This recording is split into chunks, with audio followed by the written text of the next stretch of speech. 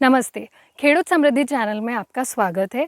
आज के वीडियो में हम जानेंगे कि खेत में हम गोबर यूज़ करें तो उससे क्या होता है और वर्मी कंपोस्ट जो है केचुआ खाद उसको यूज़ करने से क्या होता है, क्या फ़ायदा है, क्या नुकसान है, ये सब के बारे में आप डिटेल में जानेंगे इस वीडियो में।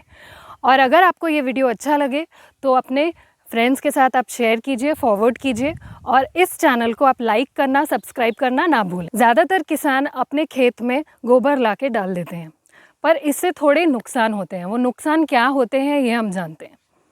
ज़्यादातर किसान गाय का गोबर, भैंस का गोबर जो है अपने खेत में ऐसे ही डाल देते हैं, लेकिन ये करने से कुछ नुकसान होते हैं। उस नुकसान के बारे में हम बताते हैं आपको। सबसे पहले अगर आप गोबर लें और अगर वो पूरी तरह से सड़ा ना हो तो उसमें फंगस लग सकता है, कीड़े लग सकते हैं और उसकी वजह से आपकी ज़मीन में जो है रोग आ सकता है और उसकी वजह से जो भी आप क्रॉप डालेंगे उसमें बुरा असर पड़ता है। तो इसीलिए अगर गोबर पूरी तरह से सड़ा हो तो ही उसमें आपको न्यूट्रिएंट्स मिलेंगे, तो ही आप में उसमें आपको फंगस वगैरह नहीं मिलेंगे। किसी भी जैविक खाद में सबसे ज़रूरी चीज़ होती है कार्बन, और कार्बन जो है वो आपको गाय के गोबर और भैंस के गोबर में तभी मिलेगा जब वो पूरी तरह से सड़ा हो, और अगर पूरी तरह से सड़ा ना हो तो क्रॉप को और आपके सॉइल को कार्बन नहीं मिलेगा।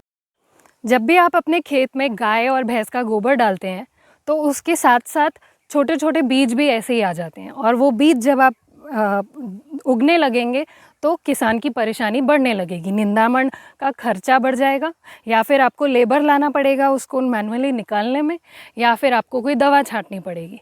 तो ये एक और नुकसान है ऐसे ही डायरेक्ट गोबर यूज़ करने का। वर्मी कंपोस्ट यानी केचुआ खाद बनता गाय और भैंस के गोबर से ही है, लेकिन उसमें फ़र्क ये है कि उसमें आपको ज़्यादा पोषक तत्व मिलेंगे। एनपीके की मात्रा ज़्यादा मिलेगी और उसमें कैल्शियम, बोरॉन, मैग्नीशियम और भी जो सूक्ष्म तत्व है उसका प्रमाण भी ज़्यादा मिलेगा।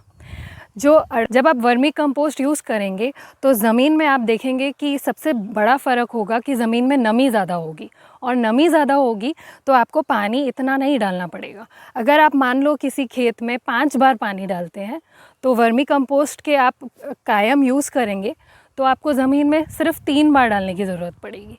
तो पानी की बचत भी होती है वर्मी कंपोस्ट डालने से। गोबर में जो बीज होते हैं वो जो केचुए हैं वो खा जाते हैं, और जब वो खा जाते हैं और डाइजेस्ट कर जाते हैं तो आपको तैयार वर्मी कंपोस्ट में कोई बीज नहीं मिलेगा।